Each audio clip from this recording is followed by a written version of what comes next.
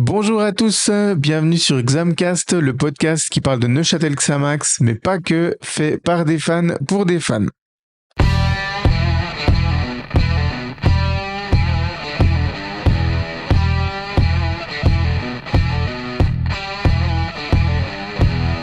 Ce soir, je suis avec Mathéo. Salut Mathéo. Salut. Et je suis avec Michael. Salut Michael. Salut. Alors voilà, chers auditeurs, comme vous l'avez entendu dans la brève introduction, ce podcast parle de Neuchâtel Xamax, bien évidemment, mais pas que, parce que nous sommes ici à Xamcast avant tout des grands amateurs de football.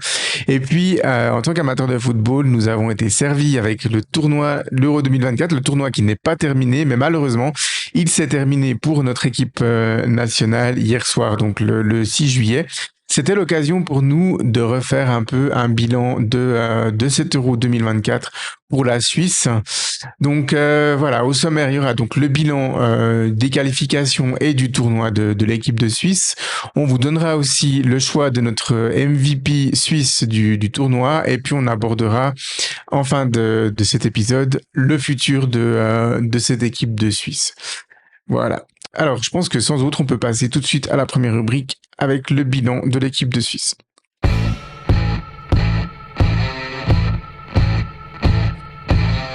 Alors, le tournoi, il a bien évidemment commencé par la phase de qualification. Donc, au moment du tirage au sort de ce groupe de qualification, on voit que la Suisse est largement l'équipe la plus forte du groupe, en tout cas sur le papier. Mais on va pas rentrer dans le détail de tous les matchs, de toutes les qualifications, mais le moins que l'on puisse dire, messieurs, c'est qu'à la fin, l'objectif est atteint. La Suisse se qualifie pour le tournoi, mais on va dire que c'était une qualification par la petite porte, messieurs, hein.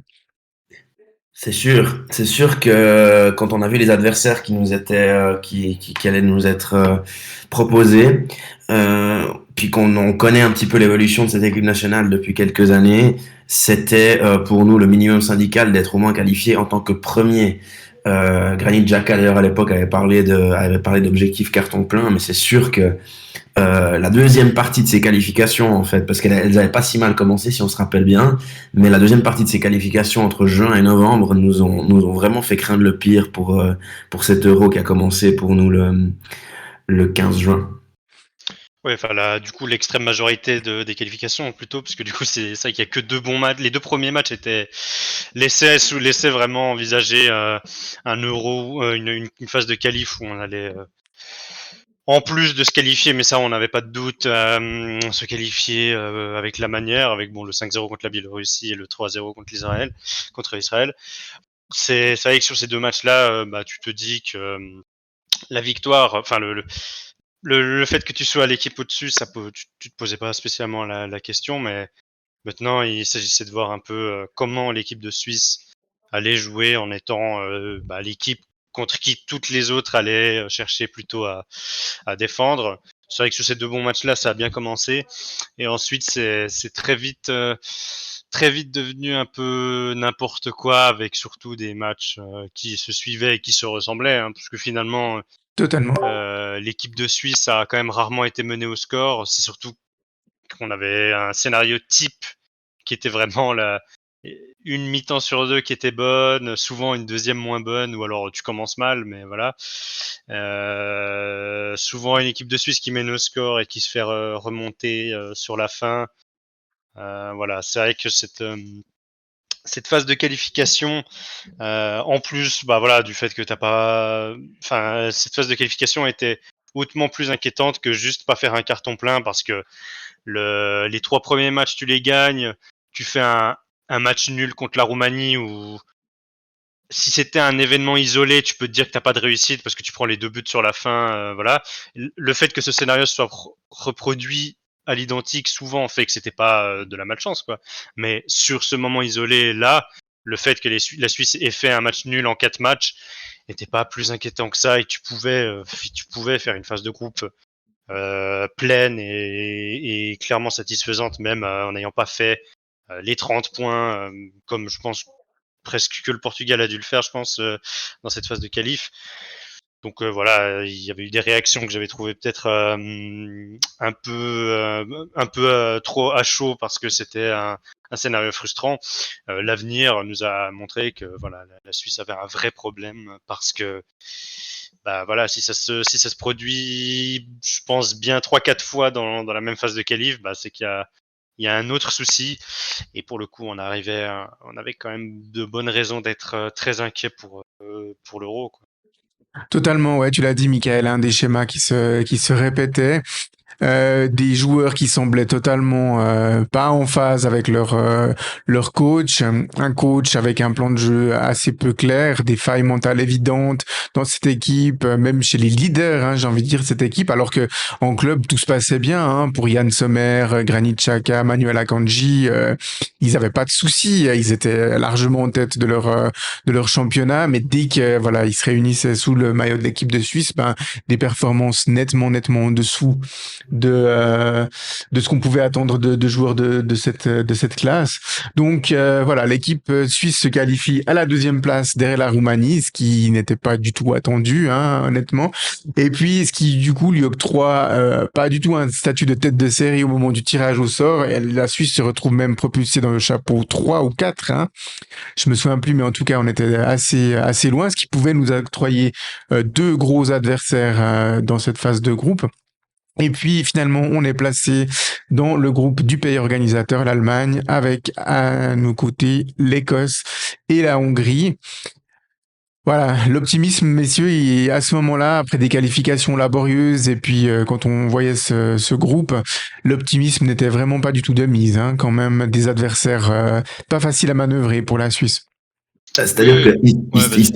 historiquement, la Suisse a souvent eu des problèmes justement face à ces équipes pas forcément très médiatisées, mais qui avaient comme première qualité d'être fort dans l'impact physique. Et ça répond assez aux critères d'équipes comme la Hongrie et l'Écosse. Donc c'est sûr qu'après la phase de qualification, et comme on connaît un petit peu notre équipe nationale, en sachant que l'Allemagne n'était que le troisième match de poule, il y avait de quoi s'inquiéter. Quand on voit le passé récent de la Hongrie, c'était quand même une équipe qui, au dernier Euro, avait plus que tenu tête à trois adversaires qui s'appellent France, Allemagne et Portugal.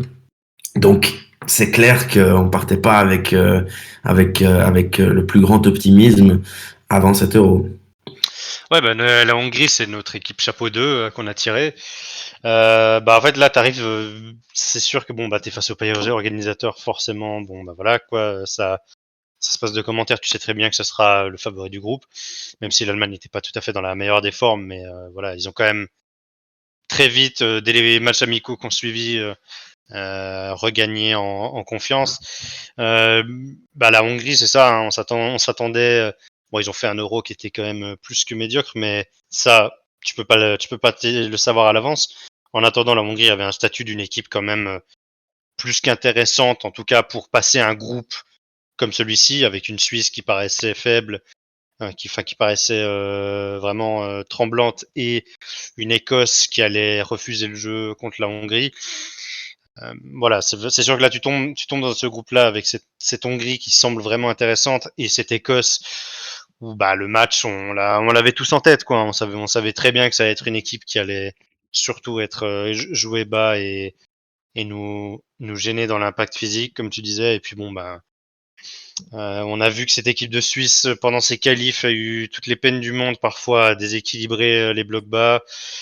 Voilà, il y avait le match, ça avait l'odeur du match bourbier, même si on sait que l'Écosse est rarement bonne en phase finale d'un tournoi, mais ça avait quand même vraiment l'odeur du match bourbier.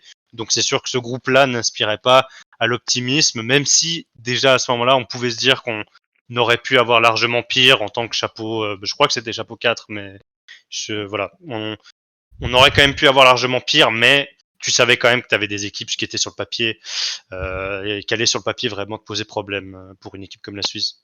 Ouais, alors on était aussi la pire équipe du chapeau 4 à tirer, je pense, Oui, honnêtement, oui, non, mais pour totalement. nos adversaires. Mais en tant que voilà, de chapeau 4 avec toutes les grosses équipes devant nous, ça aurait été extrêmement compliqué. On aurait pu, je pense, se retrouver avec un groupe avec l'Allemagne, la Croatie, l'Italie, enfin, ou la Serbie. Enfin, ça c'était vraiment, voilà. c'était vraiment assez compliqué, quoi, ce tirage au sort. Et puis finalement, on payait quelque part un peu ces mauvaises qualifications. On va On était passer dans le. assez rapidement sur la préparation de l'Euro, puisque la Suisse a disputé 2 matchs au mois de mars, au Danemark et en Irlande. Et il a fallu un très beau coup franc de Xherdan Shaqiri pour éviter de se retrouver avec 2 tristes 0-0. Voilà. On n'avait pas appris grand-chose, hein, messieurs, de ces 2 matchs de préparation amicaux. A priori, moi, bon, c'est vrai que je les ai pas plus, j'avais pas pu plus les suivre que ça. J'étais pas mal occupé dans cette première moitié d'année. Mais donc, ouais, c'est vrai que les matchs amicaux, c'était un peu plus lointain pour moi. Mais bah, on va en parler quand on développera sur cet euro. Mais voilà, la preuve avec cet euro qu'effectivement, ces matchs-là n'avaient aucun enseignement, puisqu'on a joué d'une manière totalement différente avec pas les mêmes choix d'hommes. Mais ouais, effectivement, c'est sûr que même de ce que tu peux lire dans la presse et tout ça, même si moi j'étais moins proche à ce moment-là. Tu sens que tu t'es pas particulièrement plus mis en confiance à ce moment-là, quoi. Ouais. C'est sûr que les enseignements de ces matchs amicaux du mois de mars sont pas forcément. Enfin, on se retrouve à affronter le Danemark, qui est typiquement une de ces équipes dans le genre d'équipe qui vont fort dans les duels, qui est une équipe qui, elle, est quand même encore un peu plus régulière quand même que la Hongrie. Donc c'était un vrai test grandeur nature pour l'équipe. Et c'est vrai que ce qui en est sorti de ce match de Copenhague était de loin pas rassurant. Et puis contre l'Irlande, qui est une équipe voilà, qui a plus le niveau qu'elle pouvait avoir lorsque j'étais moi adolescent. C'est sûr qu'on s'en sort sur un coup de pied arrêté. Dans le jeu, on voit pas grand chose. C'était pas de nature à extrêmement nous rassurer avant le prochain rassemblement, puisque le prochain rassemblement, c'était pour le mois de mai en prévision du mois de juin. Oui, il n'y a pas eu de match amicaux disputé, hein, si je me trompe pas, juste avant l'Euro. Donc, Si, si. oui, Si, si. Si, Ouais, si. il y a eu les matchs contre l'Estonie juste, et l'Autriche, avec le c'est 4-0 ça. contre l'Estonie et le match nul contre l'Autriche. Ouais, Des matchs effectivement. des matchs qui, eux non plus, n'étaient pas de grands enseignements, parce qu'on a, là encore, les matchs, les amicaux au plus proche de l'Euro, on n'a pas du tout joué de la même manière à l'Euro. Donc Non. c'est vrai on est arrivé, bon, on en reparlera parce que c'est un peu le mot clé de ce match contre la Hongrie. Mais on est arrivé, avec pas mal de surprises, parce que la tout le fil rouge tactique de cet euro, on l'a absolument pas développé pendant nos matchs amicaux. Quand tu regardes Totalement. les compos. Face à une équipe d'Estonie, voilà, assez faible, hein, il faut le dire. Et puis contre une équipe d'Autriche très très solide, elle le prouvera ensuite après avec un assez joli parcours aussi à l'Euro. Mais enfin, l'Autriche qui, il faut être clair, avait totalement dominé en tout cas la deuxième mi-temps et puis aurait dû s'imposer contre la Suisse. Donc on n'était pas encore moins rassuré à ce moment-là. Et puis arrive finalement ce premier match du 15 juin. C'était à Cologne avec le match contre la Hongrie. Donc, au moment de rentrer sur le terrain, les deux équipes savent que l'Allemagne avait cartonné l'Écosse, puisque le match d'ouverture avait eu lieu un jour avant. Donc, c'était déjà un match très très important pour les deux équipes, puisque le vainqueur de ce match prendrait une belle option pour la qualification. Et tu le disais avant, Michael, c'est un peu le match des surprises. Et Murat Yakin nous avait réservé 2 surprises ce jour-là, avec les titularisations de Michel Abicher et de Kwadwo Doua. Alors, c'était surtout très surprenant pour Doua, hein, puisque il avait fêté ses premières sélections et puis de lancer comme ça dans le bain sur ce match. Même avec le retour de blessure de Brelem Bolo, on pensait que c'est un autre joueur qui allait peut-être commencer en pointe ce match. Pour Michel Abicher, c'était un peu moins surprenant puisqu'il avait déjà obtenu pas mal de temps de jeu pendant les qualifs, mais quand même de le retrouver comme ça titulaire, surtout dans une position inhabituelle. Et puis, alors couplé à une équipe de Hongrie très décevante, surtout en première mi-temps, mais une première mi-temps bien maîtrisée par l'équipe de Suisse, et puis avec 2 choix qui se sont avérés extrêmement payants, messieurs. Ouais, déjà, si je peux, ouais, revenir un peu sur les choix qui ont été faits avant de parler plus du match. Mais voilà, c'est vrai que c'était le match des surprises dans un contexte où moi j'étais pas forcément optimiste pour ce tournoi. Mais les surprises, elles étaient vraiment enfin vraiment des grosses surprises d'un point de vue tactique parce que, bah, comme je disais, voilà, ces matchs amicaux ont eu aucun enseignement. Bon, déjà parce qu'ils n'étaient pas rassurants, mais surtout, surtout parce que tout ce qu'on a produit dans le jeu, dans cet Euro, n'a absolument pas été préparé dans les matchs amicaux. Enfin, c'est vraiment, on a vu deux choses complètement différentes. On est arrivé avec une base solide qui est restée la même à la suite du tournoi et qui nous a étonnés, hein, parce que bah voilà, c'est des, comme j'ai dit, ces préceptes-là, on les entrevoyait pas durant les matchs de prépa. Certes, le système était le même, mais le choix d'homme au début de la compétition influence complètement l'animation que tu lui donnes. Je pense que cet euro de la Suisse, c'est un peu l'illustration parfaite de la phrase cliché préférée des coachs, hein. L'important c'est pas le système mais l'animation. Ça doit pas balayer toute discussion sur les systèmes de jeu, mais il y a effectivement un monde entre le 3-4-2-1 de la prépa et le 3-4-2-1 de la compétition, notamment avec, je pense, l'élément tactique clé dans cette équipe, je trouve, c'est Ebischer en piston. Alors c'est à mettre entre guillemets vu la nature des déplacements qu'il a réalisés. Mais voilà, c'est un joueur qui prenait beaucoup l'axe, qui offrait de bonnes rotations entre les joueurs quand l'équipe avait le ballon, avec Vargas qui écartait beaucoup et qui n'était pas vraiment un pur joueur en soutien de l'attaquant comme on peut l'imaginer dans ce système. Un Rodriguez qui était un peu plus haut que la ligne de 3 et dont la qualité de balle au pied était mise à contribution dans la construction. Ça a donné des zones avec du surnombre difficiles à défendre et des solutions plus faciles à trouver. Et ouais, toute cette animation a fonctionné de manière vraiment fluide, alors que ce sont des choses qu'on n'a absolument pas vues durant les amicaux. C'est ça qui rend la surprise d'autant plus grande. Après, plus spécifiquement sur ce match, ouais, on a eu une très grosse première période, hein, avec ce but de Doha, autre joueur surprise que tu évoquais.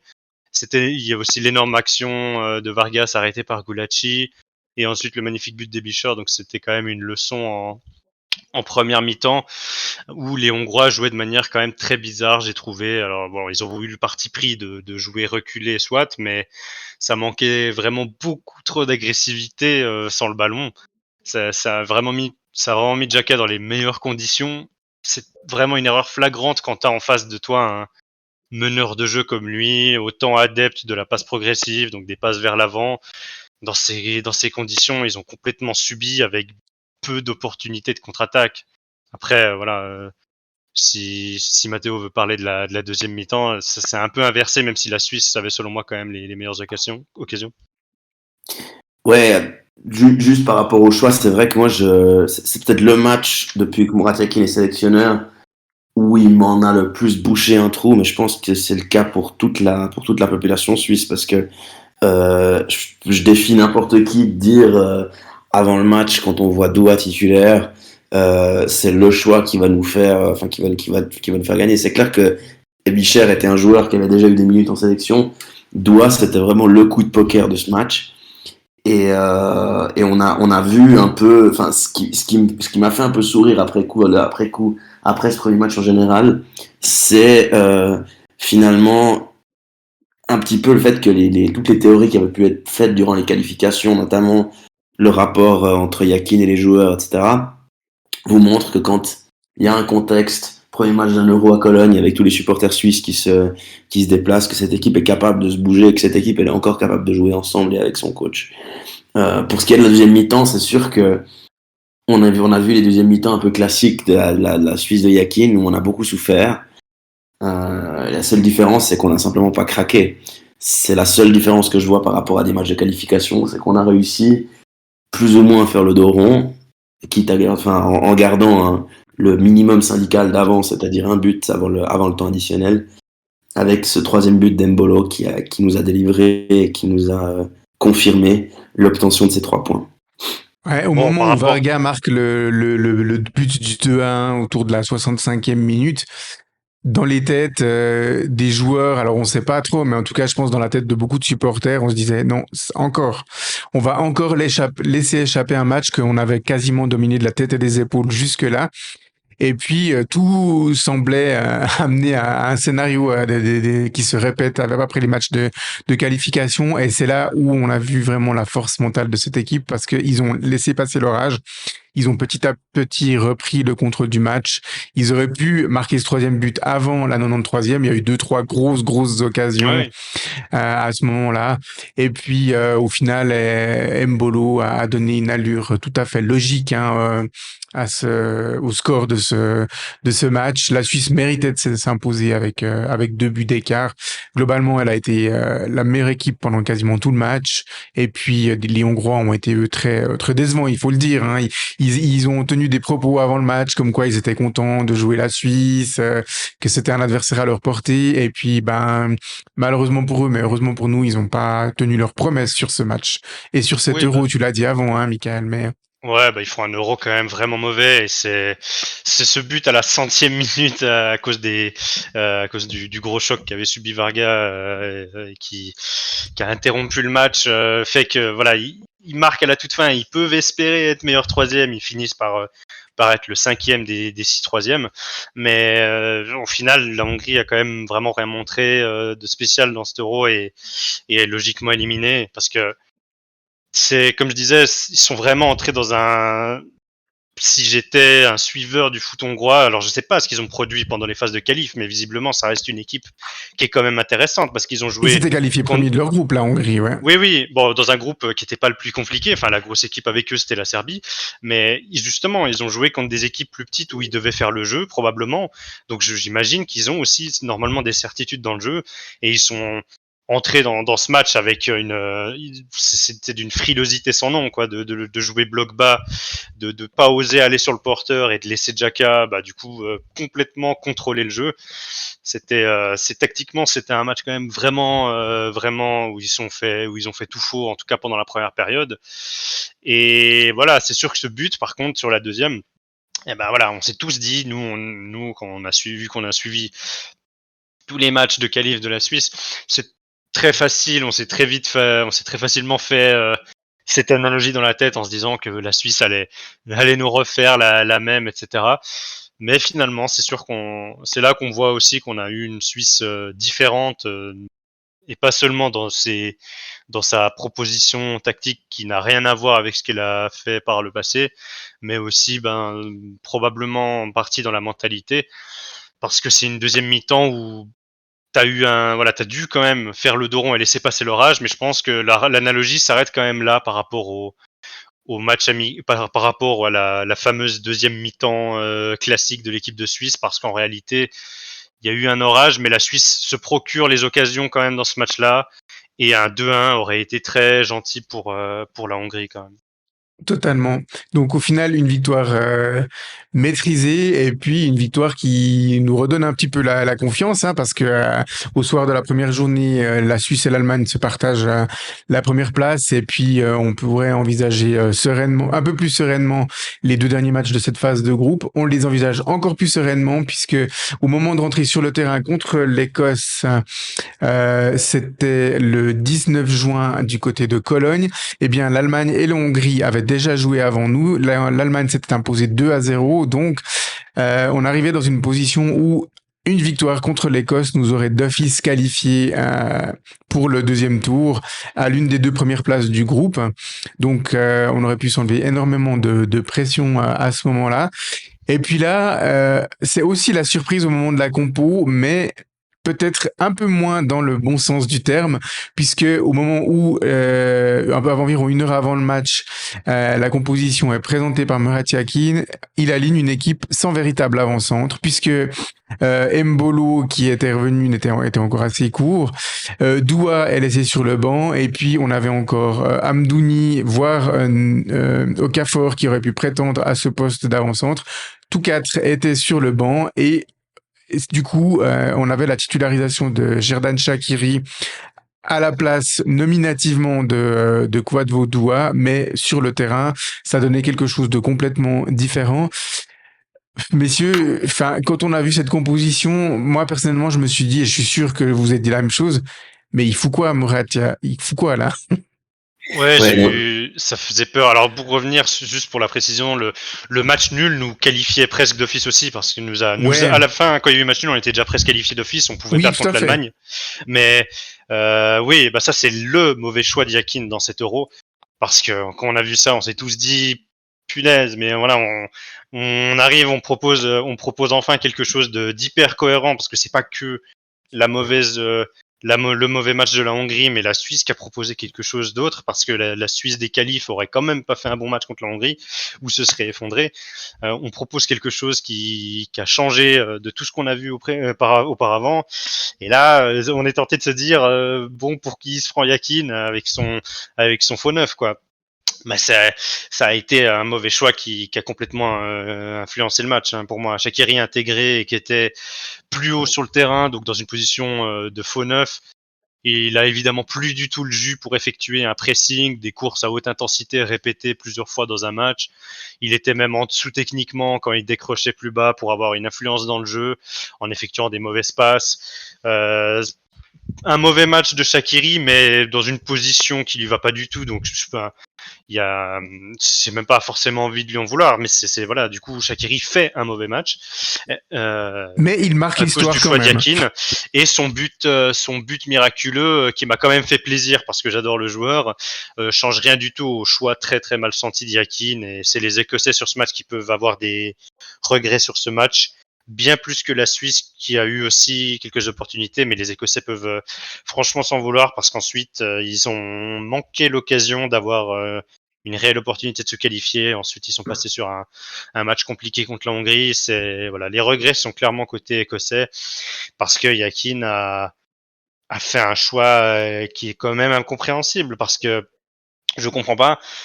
Et Mbolo, il était ok, pas encore tout à fait en forme, ça, pas de souci. Je vois tout à fait pourquoi tu fais rentrer un Mbolo un peu plus tard dans le match. Mais dans ce cas-là, Medua, parce que certes, c'était une surprise au premier match, mais je comprends pourquoi le profil de Dua a pu plaire à un Yakin. Parce que dans ce genre de match contre des équipes qui jouent bas, Yakin nous a habitués à vouloir un pivot, à vouloir quelqu'un qui va essayer de faire des remises ou qui va avoir un point qu'on va pouvoir atteindre aussi dans le jeu aérien. Il a systématiquement fait ça, quitte à titulariser Eaton dans certains matchs lorsqu'on savait qu'on allait jouer des blocs bas. Et là, contre l'Écosse, tu sais clairement quelle va être la physionomie du match, et il se met à complètement changer de cheval de bataille en te mettant un faux neuf, et ouais, c'est un choix qui a vraiment pas fonctionné et qui était frustrant parce que il y avait aucune raison de faire ça, même par le passé. C'est voilà, c'est même par le passé, un faux neuf comme a fait Shaqiri, c'est absolument pas un profil qu'il a déjà recherché dans des matchs précédents. Fait aucune raison de faire ça. Mais malgré tout, malgré un choix tactique douteux, malgré une mauvaise prestation globale du joueur, Sherdan Shaqiri a quand même prouvé, encore une fois de plus, si c'était nécessaire, qu'il reste voilà, un pied gauche magique et puis un homme des grands rendez-vous, Mathéo. Hein. C'est sûr que ce but, il résume totalement la spontanéité d'un attaquant et d'un joueur offensif comme lui. C'est que le but en soi est magnifique. Après, c'est vrai que dans le prolongement de ce que tu viens de dire, Michael, c'est vrai que ce qui est frustrant, c'est qu'il a malheureusement un peu paralysé tout le jeu offensif de la Suisse de par son profil. Et c'est un peu le paradoxe de son match en fait, c'est que d'un côté lui ouvre le score, enfin égalise plutôt, mais au final il paralyse un peu tout le jeu. Et c'est un peu plus généralement, c'est vrai qu'en sortant de ce match-là contre la Hongrie, on avait vu les commentaires d'avant-match extrêmement positifs, on va dire optimistes par rapport à ce match-là contre l'Écosse. Et je pars du principe que plus généralement, la Suisse est un peu tombée les pieds joints dans le piège écossais, parce qu'on sait comment ces équipes britanniques évoluent. Et la Suisse s'est fait un peu prendre à son propre jeu. Il y a eu d'autres joueurs durant ce match qui ont fait leur pire match de l'Euro, le capitaine en tête. Oui, oui, non, mais du coup, ça a été un match un peu plus compliqué pour beaucoup de joueurs. Mais à la limite, on pouvait s'y attendre. Mais c'est vrai que le plus gênant dans cette histoire, ça reste le choix tactique. Mais c'est vrai qu'on voit quand même que Shaqiri, c'est un joueur à part, hein, parce que il a il a un flair absolument improbable pour ce genre de but. C'est quand même que ce soit le but de loin contre la Turquie, le retourné contre la Pologne, cette frappe là, c'est des gestes. Quand tu regardes les matchs de Shaqiri, c'est pourtant pas des gestes qui tentent à foison, dont il abuse en essayant de mettre le joli but. C'est juste qu'il les tente de temps en temps et que ça passe beaucoup. Il a vraiment un instinct pour ce genre de moment où il sait qu'il peut saisir sa chance. C'est vrai que c'est là qu'on voit quand même que c'est un joueur particulier. Donc c'est vrai que ça faisait quand même plaisir de le voir mettre ce but, mais voilà, si tu regardes quand même le match autrement que juste avec le résultat, bah voilà, c'est un choix qui a pas du tout payé de Yakin. Ouais, et Xherdan Shaqiri qui était devenu à ce moment-là le seul joueur d'une sélection européenne à avoir marqué dans toutes les grosses compétitions depuis la Coupe du Monde 2014 au Brésil, et puis à l'élimination du Portugal, puisqu'il pouvait être rejoint par Cristiano Ronaldo, mais comme Cristiano Ronaldo n'a pas marqué pendant cet Euro, eh bien Xherdan Shaqiri est le seul joueur à avoir marqué au moins un but lors des 6 dernières phases finales, et ça mérite quand même énormément de respect, surtout quand le joueur en question évolue pour une sélection comme la Suisse. Donc voilà, le reste du match, on va le passer très vite, puisque après ce but de Shaqiri qui avait répondu à l'ouverture du score de McTominay, intervenu assez tôt, hein, il y avait déjà un autour de la 25e minute, eh bien le match a été assez plat, mais quand même avec des Écossais plus proches de gagner que la Suisse, qui se sont procurés les deux occasions. Mais le score finalement ne bouge pas. Et puis à la fin de la deuxième journée, l'Allemagne donc fait le plein et à 6 points, la Suisse 4 points. Et puis donc l'Écosse est à 1 point, et puis la Hongrie ferme la marche à 0 point. Donc comme tu disais avant, Michael, une situation assez confortable, puisque avec 4 points, on était pratiquement assuré de terminer meilleur troisième si on se faisait dépasser par l'Écosse, qui était la seule équipe qui pouvait nous dépasser.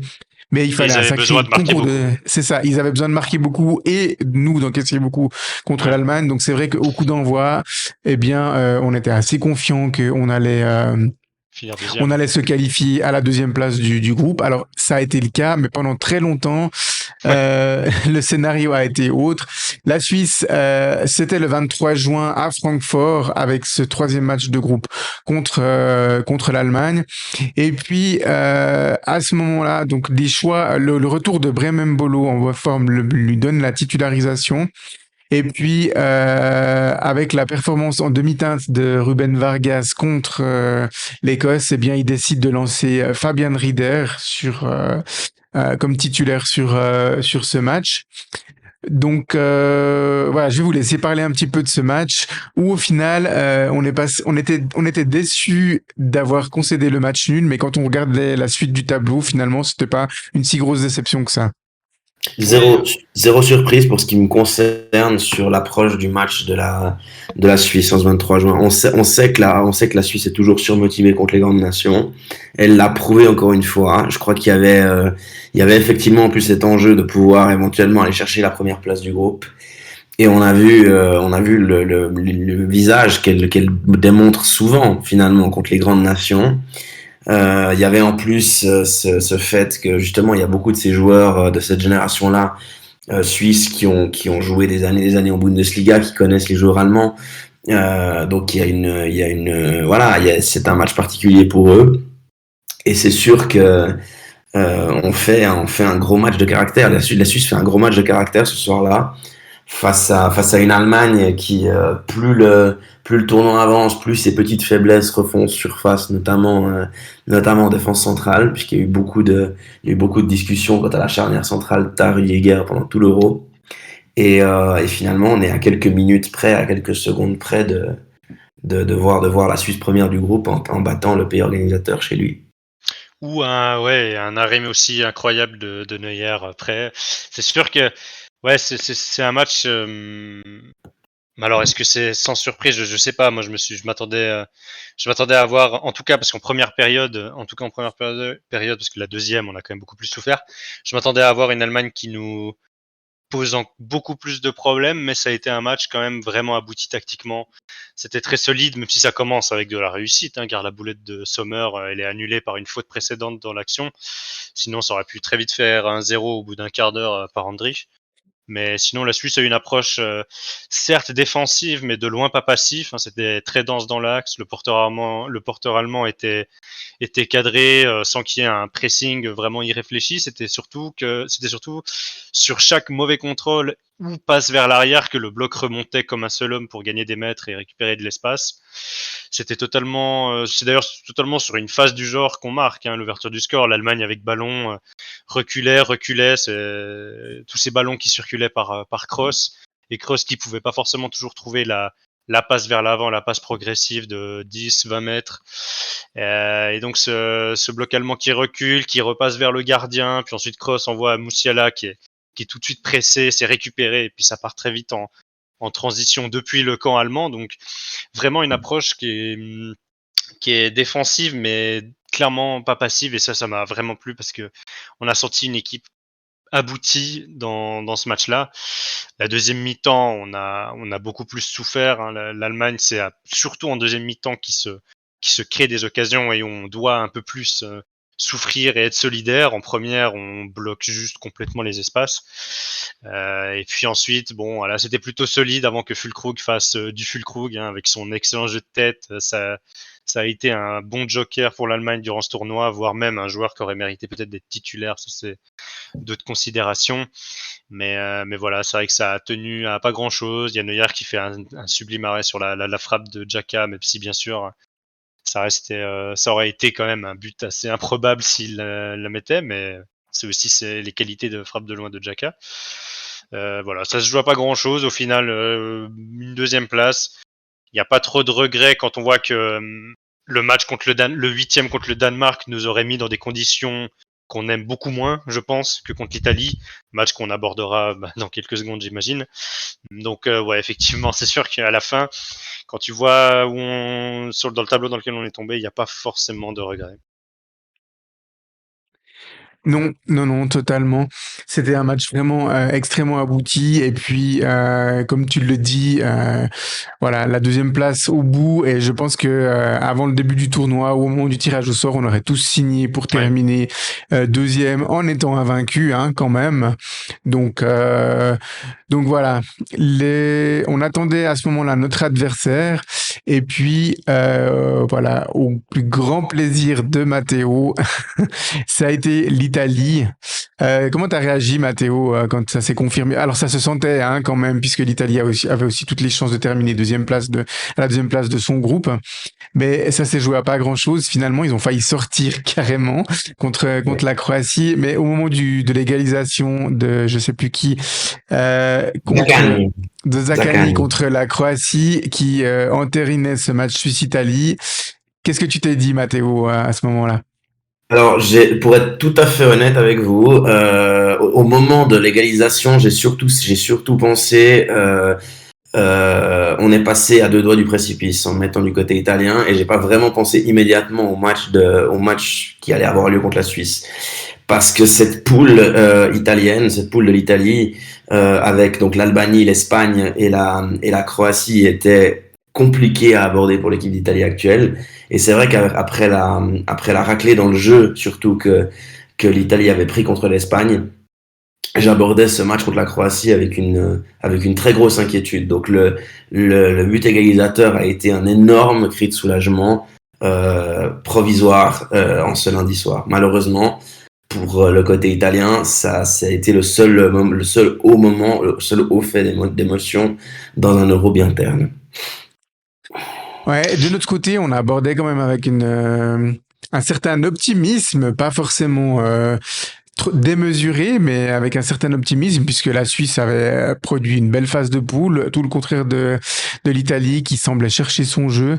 Et puis, en ce 29 juin, samedi 29 juin à 18h, eh bien, finalement, c'était la masterclass de Yakin et de l'équipe de Suisse, on peut le dire comme ça, puisque c'est David Lemos lui-même au micro de la RTS qui a aussi qualifié ce match de masterclass. Une victoire 2-0 avec un match maîtrisé de bout en bout par l'équipe de Suisse, messieurs. Ouais, un match où il a fallu s'adapter par rapport à la suspension de Widmer, mais finalement, c'est Ndoye qui a joué dans cette position de piston. Ça faisait sur le papier, ça me faisait peur, mais bon, c'est vrai que maintenant, avec le recul, c'est vrai qu'à droite, c'est quand même pas la même chose que quand on le faisait jouer piston gauche par moment dans les qualifs où c'était quand même vraiment pas sexy. Mais voilà, du coup, moi, j'avoue que ça me faisait un peu peur et il a prouvé, enfin, finalement, ce choix a été démontré comme étant le bon. Et donc, avec Vargas qui a pu aussi revenir dans l'effectif puisqu'il fallait enlever Ndoye du trident de devant. Oui, bah, ça a été un match vraiment dans la maîtrise où l'Italie a franchement manqué dans l'intensité parce que on a une équipe de Suisse qui pressait et qui contre-pressait bien pour récupérer les ballons, alors que l'Italie, elle, de son côté, ne mettait pas forcément les éléments pour récupérer des ballons. Et à partir de là, c'est la Suisse qui conservait la balle régulièrement. Avant le deuxième, où la Suisse se décide quand même de jouer de manière un poil plus passive, il y a quand même une possession du ballon qui est affolante du côté Roger Blanc. Et, et ouais, bon, ça a été une maîtrise. Hein. Il y a quand même déjà eu une première alerte avec l'excellent arrêt de Donnarumma sur Mbolo. Mais ensuite, c'est venu de manière assez logique. Ce côté gauche, il était très intéressant. C'était, comme je disais avant, il y avait ces surnombres devant avec les appels, enfin les courses à l'intérieur des bicheurs, Vargas qui écartait, Rodriguez qui était aussi un peu plus haut que la ligne de 3 et qui était beaucoup impliqué avec le ballon. C'était devenu compliqué pour l'Italie à défendre, surtout sur un côté droit d'un Di Lorenzo en difficulté pendant tout l'Euro. Et ouais, c'est vrai que là, on n'a pas vu une Italie qui a franchement eu l'opportunité, ne serait-ce qu'à un instant, d'y croire, parce que la seule frappe cadrée, c'est une frappe écrasée. Et puis bon, voilà, après ça, il y a cette deuxième mi-temps avec le très beau but de Vargas qui nous a surpris. Mais ça vient encore une fois de ce côté gauche avec ce surnombre très très compliqué, ce jeu en triangle très compliqué à gérer pour les Italiens. Il y avait des 3 contre 2, c'était vraiment dur. Vargas ensuite fait une superbe frappe. Et puis là, je pense que c'est le match qui s'est surtout calmé. La Suisse a voulu gérer contre une Italie qui savait pas trop quoi faire du ballon, parce qu'elle a eu beaucoup plus le ballon à partir de là. Et l'action la plus dangereuse, c'est presque contre son camp de chair, finalement. Ouais, totalement. Une tête qui voulait remettre Ryan Sommer, mais voilà, Ouais, il a c'était pas bien, forcément bien senti. il a pas bien regardé le positionnement de son gardien. Donc, on n'a pas trop tremblé. Alors, Mathéo, quand on a préparé cet épisode, tu me disais, laisse-moi parler un petit peu de la performance de l'Italie. Voilà, c'est ton Ouais. moment. Je vais être bref parce que c'est vrai on est quand même, on est à la base, on est à la base, on est à la base suisse, mais on sait que la communauté italienne, notamment à Neuchâtel, est grande. Et c'est vrai qu'il y a beaucoup de choses sur cette équipe italienne depuis quelques années qui se disent, qui pour moi il y a un fond de vérité, mais il y a beaucoup de choses qui vont à côté, en fait. Moi, j'ai eu une sensation très très bizarre en ce jour de Suisse-Italie, c'est que très fier de ce que la Suisse a pu montrer, du caractère qu'elle a pu montrer sur un huitième de finale. Et de l'autre côté, du côté italien, j'avais honte. Mais honte. Parce que je n'ai jamais vu ça depuis que je suis né. J'ai vu des équipes d'Italie moins fortes que celle qui a gagné le mondial en 2006, ça c'est une certitude. Mais ce que j'ai jamais vu, c'est une équipe qui, pendant 90 minutes, n'a pas fait une course et un pressing pour récupérer un ballon et n'a pas montré une once de combativité. Et ça, c'est effectivement la responsabilité des joueurs. On a vu un sélectionneur qui, pendant tout l'Euro, s'est démontré complètement perdu dans ses choix tactiques et face à la presse. Et des joueurs qui ont manqué de personnalité. Parce que quand on parle du niveau intrinsèque de ces joueurs, on parle de joueurs qui ont fait récemment une finale de Ligue des Champions, qui ont gagné une Europa League, qui ont gagné un Euro il y a 3 ans, même si ça s'est fait dans des conditions un petit peu particulières. Mais cette équipe, intrinsèquement, elle n'est pas aussi nulle que ce que beaucoup d'observateurs ou de supporters veulent faire croire. Le matériel est là, et je pense simplement que l'équipe d'Italie, ce jour-là, a simplement baissé les armes avant de commencer à jouer. Et ça, c'est quelque chose qui pour moi est inédit dans l'histoire de cette sélection. Je vous avoue qu'il n'y a pas encore le tirage au sort des qualifications pour la Coupe du Monde aux États-Unis que j'ai déjà des craintes. Parce que le lendemain, le président de la fédération italienne et le sélectionneur ont donné une conférence de presse pour dire que les deux se maintenaient en poste.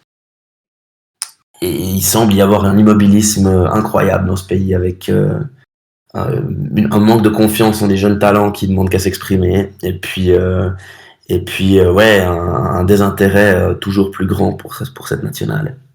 Mais c'est vrai que c'était marquant, hein, le fait d'avoir de tomber contre... Parce que moi, je m'attendais plus à un match serré dans lequel, si t'arrives pas à faire la différence et que t'es emmené au tir au but, c'est l'Italie qui a l'avantage avec Donnarumma. Au final, on a eu un adversaire qui a même... Alors certes, l'équipe de Suisse avait montré des bonnes choses et l'Italie avait eu du mal en qualif, mais c'est même pas qu'on a eu un adversaire qui était inférieur, qui était juste inférieur, c'est qu'on a eu un adversaire qui a même pas cru en ses chances et c'était assez marquant quand même à voir sur le terrain parce que c'est une équipe qui c'était assez improbable quoi. L'équipe il touchait pas un ballon, il y avait aucune intensité dans les courses et ça s'est aussi ressenti dans le résultat, hein, tout simplement. D'ailleurs, c'est d'autant plus marquant parce que moi, avec le but de Zaccagni, je me suis dit, ça c'est le scénario classique qu'on connaît à l'italienne dans ce genre de compétition où le but marqué dans les ultimes secondes avec la réaction générale du groupe parce que finalement tous les joueurs italiens se ruent vers Zaccagni au moment où il met ce but égalisateur. Je me suis dit, c'est le but qui va permettre de libérer mentalement cette équipe, de libérer son coach et puis de pouvoir aborder cette deuxième phase de la compétition avec un état d'esprit complètement différent. Et franchement, si c'était pour faire ça, fallait laisser passer la Croatie. Hein. Moi, franchement, je sais pas à quoi ça servait de s'arracher comme ça sur un troisième match de groupe pour présenter cet état d'esprit-là contre la Suisse. Et selon la formule consacrée, c'était ni fait ni à faire de leur côté en tout cas. En tout cas, on n'a pas senti une équipe qui s'est dit maintenant on n'a plus rien à perdre, on est passé à 1 minute de se faire éliminer, jouons libérés, parce que c'est pas une équipe qui a juste tout donné mais qui était moins bonne techniquement, moins bonne tactiquement que la Suisse, où là tu te dis c'est une défaite, t'as perdu contre plus fort. Là c'est vrai que t'as eu l'impression, c'est vrai qu'aussi il y a eu un adversaire qui a juste mis aucun ingrédient, et ça c'est pas pour enlever la prestation de la Suisse parce que elle de son côté il fallait quand même qu'elle mette au point qu'elle reproduise ses préceptes et qu'elle le fasse avec brio, ce qu'elle a fait. Donc c'est pas pour ternir cette prestation, mais c'est sûr qu'en face il n'y a eu aucun ingrédient pour y croire. La Suisse a fait son match, parce que si l'Italie n'a pas fait le sien, si la Suisse n'avait pas fait le sien non plus, ça aurait donné un match extrêmement triste. Mais ça n'a pas été le cas. Le match a été plaisant parce que la Suisse a livré la marchandise, comme on dit tout simplement. Oui, tout à fait. D'ailleurs, je m'étonne toujours d'ailleurs du point de vue italien, je m'étonne toujours un petit peu des surprises que peuvent des surprises que peuvent avoir les observateurs quand ils regardent le niveau de certains joueurs. C'est certain que depuis des années, il y a des joueurs dans cette sélection qui jouent avec un niveau limité. Le niveau d'un Di Lorenzo qui a été beaucoup critiqué pendant cet Euro ne se découvre pas aujourd'hui. Mais il y avait, c'était de leur point de vue, en tout cas, il y avait des joueurs qui pouvaient mieux faire, qui n'ont pas été mis dans les meilleures conditions sur le terrain pour pouvoir s'exprimer. Et puis, il y a un état d'esprit qui a complètement manqué contre une Suisse qui, elle, a fait son match, qui a assumé ses déclarations d'avant-match que je trouvais personnellement un peu fanfaronnes, et puis qui a passé de manière totalement méritée ce 8e de finale. Totalement. Et puis à l'interview, le gardien et capitaine Donnarumma le reconnaissait très humblement. On n'a pas bien joué, on a été inférieur à la Suisse. Bravo à eux, ils méritent de passer. Je crois qu'il s'est pas caché derrière une excuse, mais en même temps, ça aurait été difficile de se cacher derrière quoi que ce soit. Et d'ailleurs, je tenais à le dire, Donnarumma, c'est à mon avis le seul joueur italien sur ce tournoi qui n'a pas trop à se cacher, on va dire. Peut-être avec Calafiori qui a fait aussi un Euro assez solide, mais globalement, tout le reste de l'équipe, les leaders attendus de cette équipe, Barella, Jorginho, Bastoni, Chiesa, ils ont été en dessous de ce qu'ils sont capables de produire, totalement.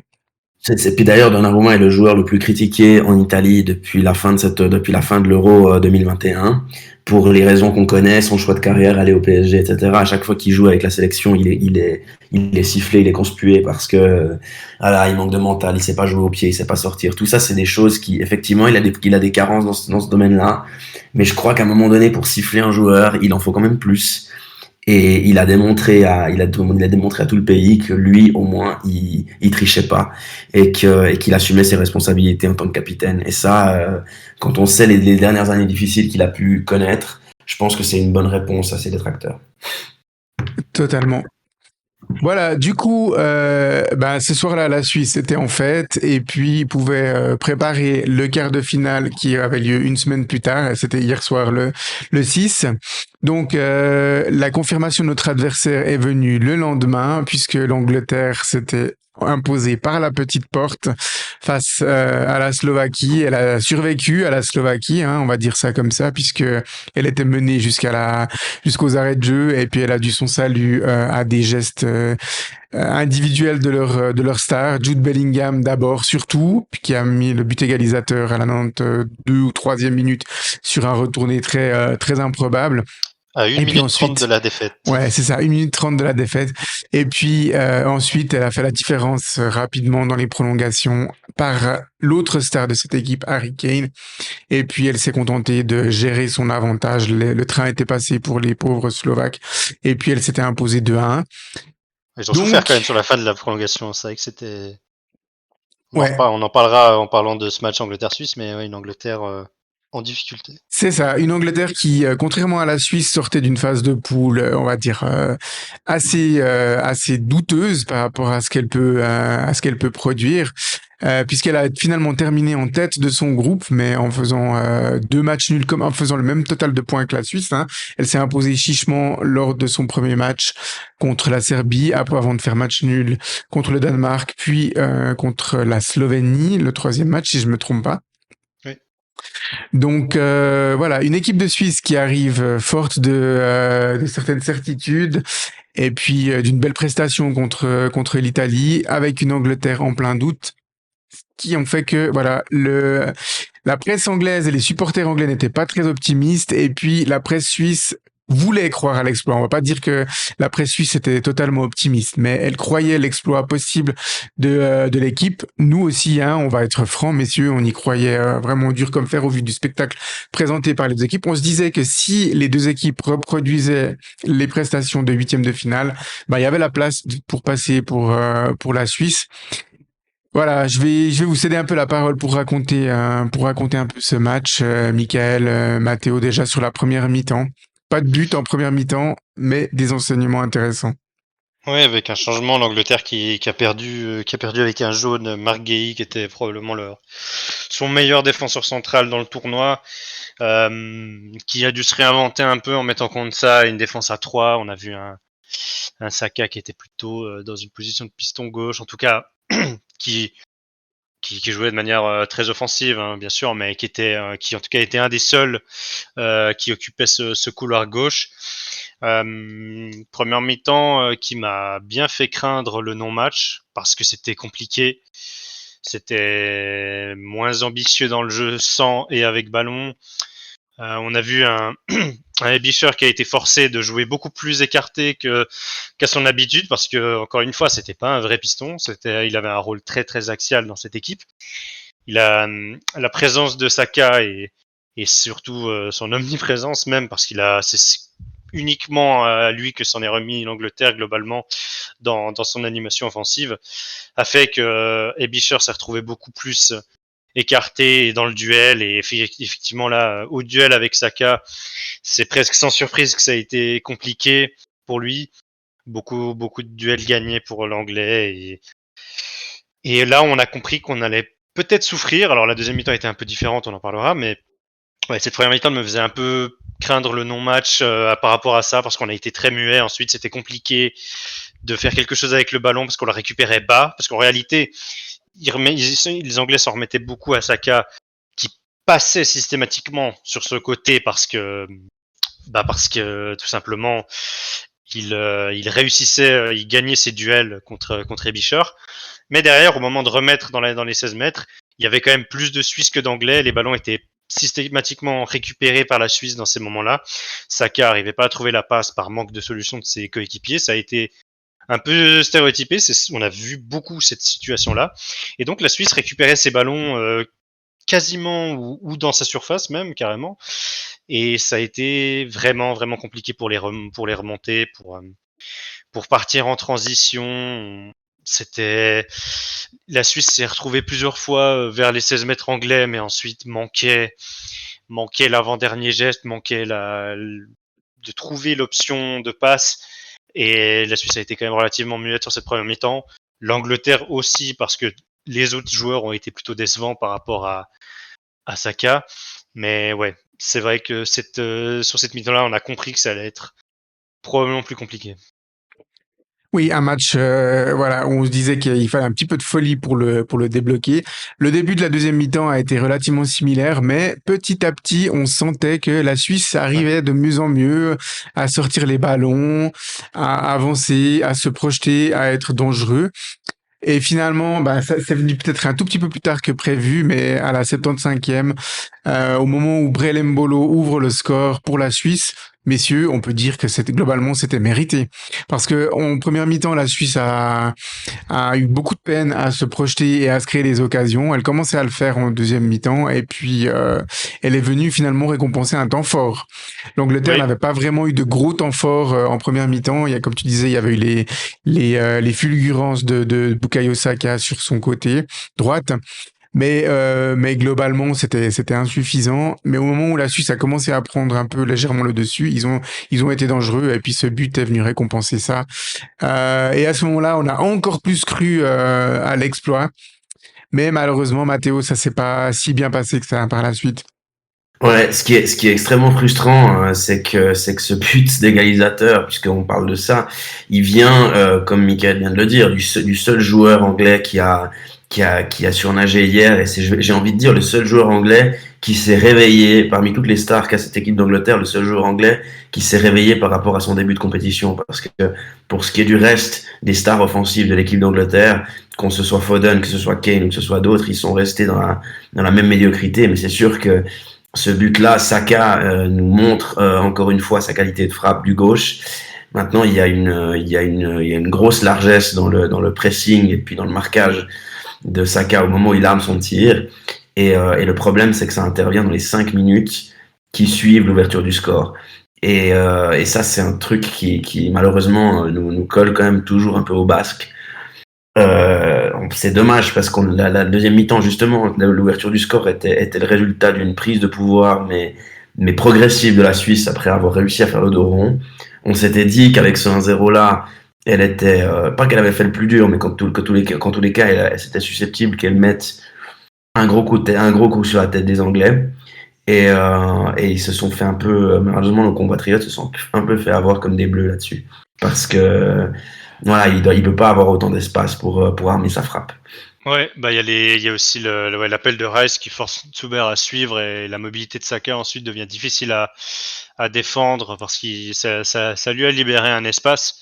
Mais il y a peut-être encore en dernier rempart potentiellement Xhaka qui pouvait se rapprocher un peu de l'homme, même si voilà, au final ça reste un but assez incroyable parce qu'il y a une forêt de jambes à commencer du coup par Xhaka, mais qui pouvait encore être un peu plus proche.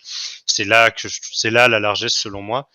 Voilà, un but qui vient quand même un petit peu d'ailleurs, hein, dont l'Angleterre est capable, grâce à ses individualités, à défaut d'avoir un collectif qui fonctionne.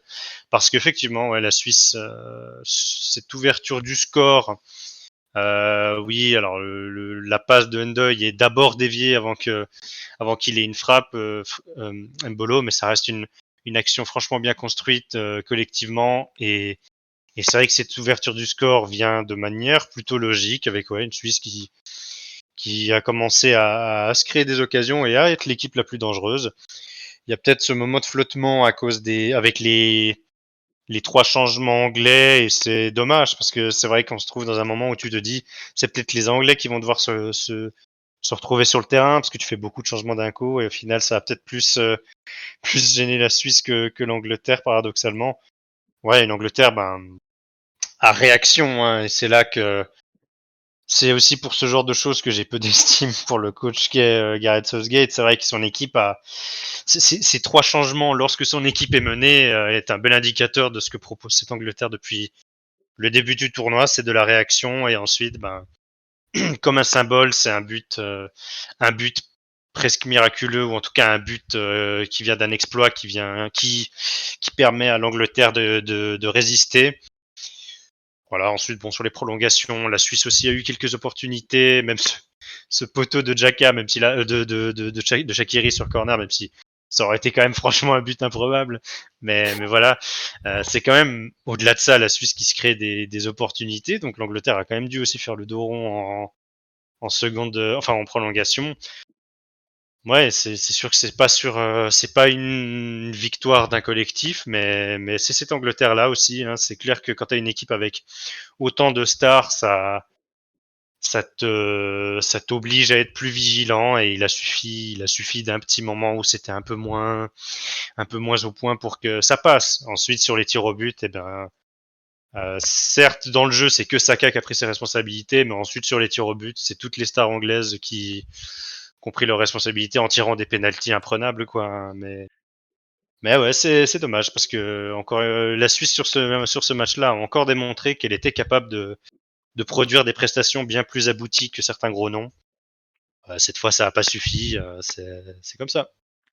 Je vais peut-être paraître pour un immense rabat-joie, mais dans le prolongement de ce que tu viens de dire, Michael, j'ai vu beaucoup de réactions de supporters sur les réseaux sociaux depuis hier soir qui parlaient de fierté par rapport à la performance. Alors c'est sûr que si on prend d'où on partait dans cet Euro et de se dire qu'on passe à une série de tirs au but près de la demi-finale, c'est certain qu'on peut être content et fier. Maintenant, c'est vrai aussi qu'on avait au départ de ce match d'autres arguments que les précédents adversaires de l'Angleterre dans cet Euro et qu'elle a démontré, l'Angleterre hier soir a démontré un tout petit peu plus que ce qu'elle avait démontré depuis le début du tournoi, mais elle restait quand même largement passable. Et au final, s'il y a aussi une des raisons pour moi de cette élimination d'hier soir, c'est le manque de gestion de toute l'équipe des moments clés. C'est-à-dire que il y avait la possibilité, il y avait la place pour conclure ce match avant les tirs au but. Et après, voilà, on tombe sur une séance. Les Anglais ont eu tellement de séances dans leur histoire où ils ont craqué sous la pression. Là, ils en La collent Suisse 5 aussi, d'ailleurs. magnifiques au fond. Ça, c'est un peu la part de non-réussite, mais je parlerai pas forcément de fierté dans le sens où un quart de finale n'est pas inédit dans un cas comme celui-là et qu'on avait en face de nous une équipe qui était largement prenable. Ouais, je suis un peu mitigé sur cet avis-là parce que j'avoue que certes, oui, alors un quart c'est pas inédit, ça reste pas habituel pour la Suisse. Cette équipe d'Angleterre, aussi prenable soit-elle, ça reste une équipe compliquée parce que elle base beaucoup son jeu sur ses qualités défensives et sur les quelques exploits qu'elle peut produire ensuite devant. Et on voit que finalement, il y a quand même, on est dans un foot de sélection où les individualités ont d'autant plus le pouvoir que dans le jeu bien huilé des équipes de clubs, enfin des clubs. Euh, donc ça reste aussi prenable soit-elle, ça reste jamais anodin un match contre l'Angleterre et voilà, ça restait quand même compliqué. Donc la fierté quand même est compréhensible pour moi parce que c'était encore une fois un bon match, mais dans lequel contre un adversaire de superstar, il a manqué des détails. Maintenant, il y a toujours la marge de progression. La Suisse peut pas s'arrêter juste en disant on a fait un bon quart parce que tu pouvais viser mieux en gérant certains détails, ça c'est certain.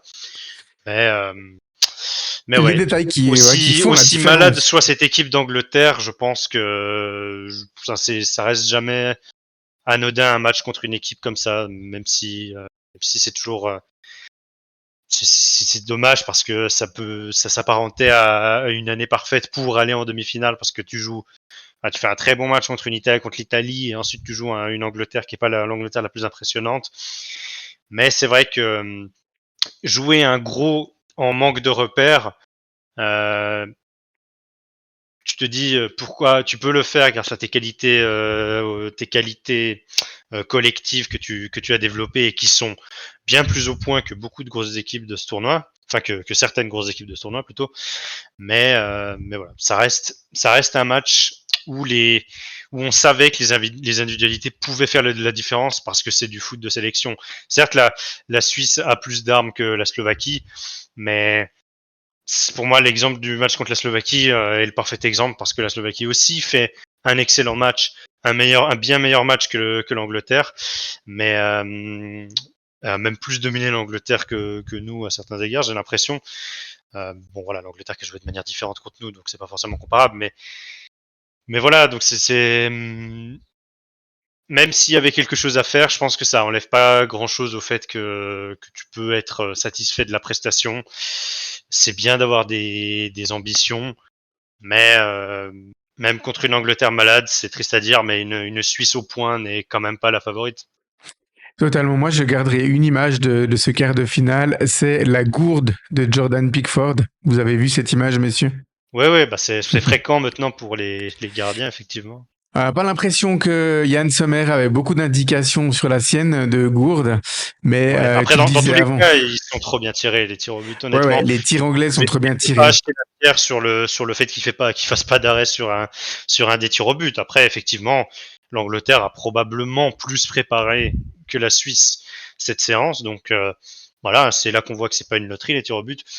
Maintenant, bon, dans tous les cas, c'est sûr qu'ils sont tous en lucarne ou au petit filet. Il en aurait pas arrêté un même en partant du bon côté, honnêtement. Il y a Totalement. juste un moment drôle dans cette séance, c'est que le seul que j'ai, on va dire, plus ou moins deviné où il allait tirer, pour ce qui est des tireurs anglais, c'était Saka, parce que je le voyais faire plus ou moins la même course qu'il avait faite Ah bah lors lui, de il son regardait à penalty droite pendant raté. toute sa préparation de frappe. C'était évident qu'il allait tirer sur sa droite, donc sur la gauche de C'est ça. Sommer. C'est ça. C'est exactement la même course qu'il avait faite en finale de l'Euro Ouais. quand il rate son penalty contre l'Italie. Et c'est vrai que c'est le seul tir au but où j'ai dit, Yann, plonge sur ta gauche, plonge sur ta gauche. Et c'est vrai qu'il part complètement à contre-pied. Mais non, mais après, je veux dire, il y a aussi des changements de Southgate pour cette séance de tir au but qui sont faits dans le but d'avoir les tireurs sur le terrain. Alexander Arnold, pareil, c'est un joueur qui tire les coups de pied arrêtés à Liverpool, qui tire les penalties, qui tire les coups francs. Donc, c'est sûr qu'il y avait des tireurs et c'est vrai que nous, ça c'est peut-être le petit truc si on veut vraiment chercher la petite bête, c'est que les deux premiers tireurs quand on envoie Kanji et Cher pour comme deux premiers tireurs, c'est des choix qui se discutent. Mais c'est après voilà, c'est les détails et Ouais. c'est une preuve supplémentaire que pour moi cette expression loterie par rapport au tir au but, elle est pas vraiment juste parce que c'est quelque chose qui se prépare pour moi. Oui, Il y ça a, se il y a une part prépare. Et puis, Ah il y a ouais. une part d'inconnu, mais c'est quelque chose qui se prépare. non, c'est clair, ça se prépare. Et puis bon, effectivement, après, on ne sait pas quelles sont les discussions, parce qu'il y a beaucoup d'instinct dans ces tirs au but. Aussi, j'ai l'impression quand quand tu te demandes à quel joueur se sent prêt pour tirer, machin, qui se sent, qui la sent pas. Voilà, c'est sûr, on peut toujours se poser la question, parce que pour moi, il faut envoyer son meilleur tireur en numéro 1. Akanji pouvait tirer, mais genre, t'envoies celui sur qui tu pourrais parier une maison qui va l'inscrire. Euh, D'abord en numéro 1. Mais bon, voilà, c'est sûr que là, c'est peut-être les petits détails qu'on fait la différence. Mais c'est sûr que, ouais, quand je vois les excellents tirs anglais, c'est pas sur la séance de tir au but que j'ai des regrets. Et voilà, dommage, quoi, hein, clairement pour ce match qui aurait pu tourner en la faveur sud des Suisses. Ouais. Malheureusement, le parcours s'arrête là pour la Suisse en quart de finale et on espère que voilà, elle aura l'occasion de se qualifier pour la Coupe du Monde aux États-Unis et au Mexique en 2026 et puis qu'elle nous offrira à nouveau un beau parcours. Voilà, on peut passer à la rubrique suivante, messieurs.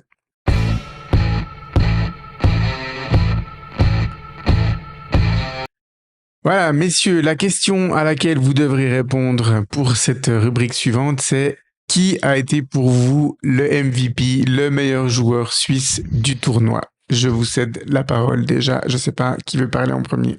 Je t'en prie, Michael. Alors moi, personnellement, C'est difficile à dire. Il y a quand même plusieurs. Il y en a beaucoup des joueurs qui sont, je trouve, bien sortis du lot. C'est dire à quel point cette équipe a quand même vraiment proposé un Euro complet. Euh, je vais opter parce qu'on s'est retrouvé plusieurs fois dans la situation où il a quand même fallu défendre et on a été quand même plutôt solide. Je vais quand même opter pour l'Euro extraordinaire d'Akanji qui est sans hésitation un des meilleurs défenseurs centraux de cette compétition. Hein. C'est même pas que la Suisse.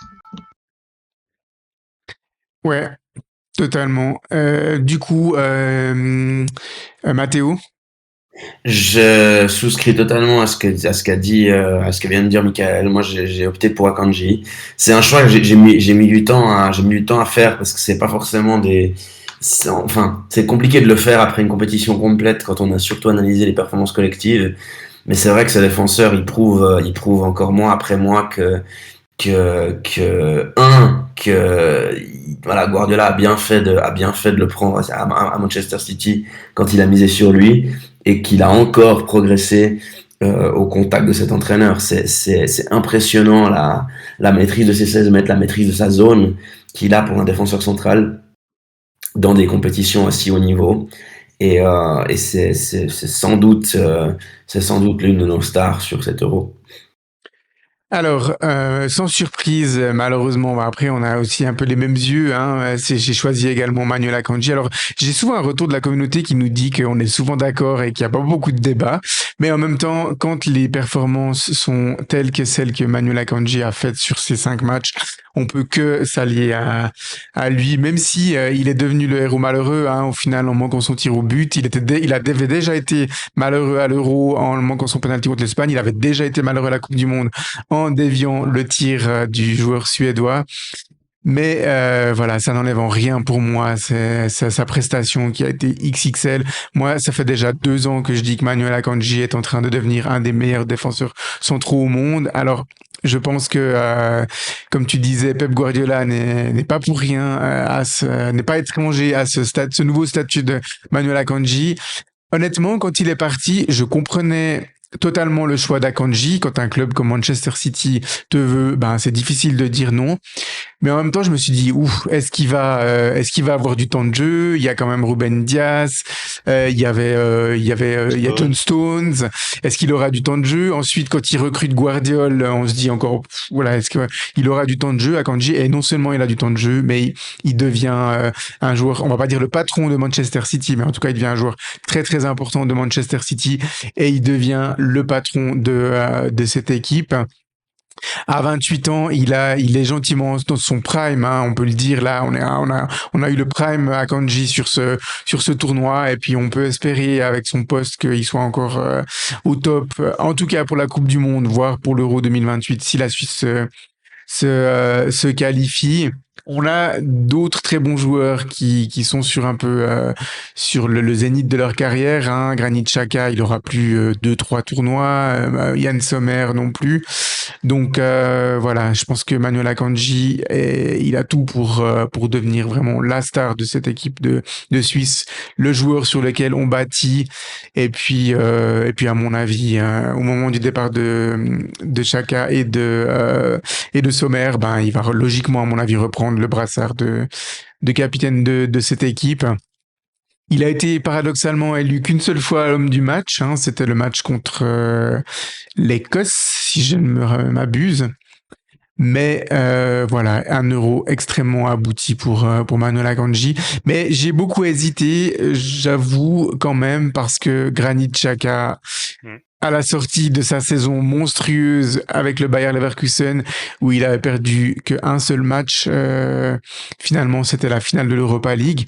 Il a vraiment été énorme aussi sur ce tournoi. Alors il a été légèrement diminué, on le savait hein, lors du dernier match, mais il l'a dit hein, que il a joué encore un peu blessé, ça l'a empêché de faire des passes plus longues, d'allonger le jeu comme il sait parfois très bien le faire. Donc on a eu un Granit Xhaka diminué contre l'Angleterre, mais quand même XXL, ce qui prouve aussi les qualités de ce joueur, les qualités de leadership de Granit Xhaka. Et puis moi je voulais aussi citer Dan N'Doye quand même. Il avait pas de quoi être élu Suisse du tournoi, je pense, mais Pour moi, ça a été une belle surprise, malgré le fait que j'ai pas beaucoup suivi le Bologne hein, cette année et les prestations, mais je voyais que il performait très bien. Et puis, tu le disais avant, Michael, il avait été aligné dans un rôle parfois un peu ingrat en équipe de Suisse, et là, il a eu l'occasion d'être aligné sur quelques matchs dans un rôle qui correspond beaucoup plus à ses qualités, et elles sont énormes, ses qualités, vraiment. Et puis, Dallin Doyle, il a aussi tout ce qu'il faut pour devenir un joueur très important des 2, 3 prochaines grandes compétitions qu'on l'espère que la Suisse va disputer. Donc voilà. Mais je pouvais pas faire autrement que de mettre Manuel Akanji MVP de la Suisse, monsieur. Oui, bah Granit Xhaka avait aussi tout à fait sa place, mais c'est aussi pas anodin. C'est-à-dire que là, voilà, on prend un joueur spécifique, on cherche une individualité, mais c'est pas anodin que ces deux-là pouvaient tout à fait prétendre et même ensemble peuvent prétendre à cette place. Ça reste, voilà, c'est la la force de cette équipe de Suisse et c'est ce qui nous frustrait aussi lorsqu'elle performait pas, c'est qu'il y a des joueurs qui ont pris une envergure quand même de joueurs de classe mondiale. Et ces deux-là ont délivré ensuite dans ce tournoi en offrant ce qu'ils avaient à offrir dans leur statut, en montrant qu'ils n'étaient pas usurpés et probablement en donnant aussi un supplément d'âme parce que c'est quand même des grands gagnants qui perdent peu au cours d'une saison. Granit Xhaka a perdu un match et puis pas besoin de dire que Manchester City aussi est une équipe très dominante. Donc voilà, c'est des joueurs qui aussi probablement apportent dans leur mentalité et ils ont totalement justifié leur statut dans cet Euro. Donc c'est très satisfaisant. Mais oui. Et puis voilà, on se réjouit de les retrouver avec l'équipe de Suisse, mais aussi sur le terrain avec leur club respectif. Voilà, on peut passer à la dernière rubrique.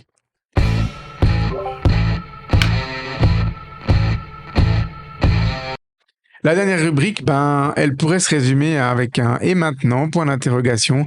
Alors c'est vrai que la première question sur laquelle on voulait se pencher, c'était est-ce que Murat Yakin va rester le sélectionneur de cette équipe de Suisse ou pas? On le sait, hein, son contrat se terminait à l'issue de cet Euro. Il avait préalablement été assez évasif sur son avenir. Il était aussi conscient que quelque part les performances allaient allaient parler d'elles-mêmes et puis qu'elles allaient lui amener une prolongation ou pas. Il a été beaucoup décrié et puis maintenant il semblerait de nouveau être dans une position de force. Il l'a annoncé, hein, il accepterait aucune offre venant de club avant d'avoir discuté avec l'association suisse de football. Le discours de Murat Yakin, le discours de la SF, le discours des joueurs semblent amener à une prolongation, hein, messieurs. Je pense qu'on ne peut pas trop s'attendre à une annonce que Murat Yakin ne va pas être reconduit.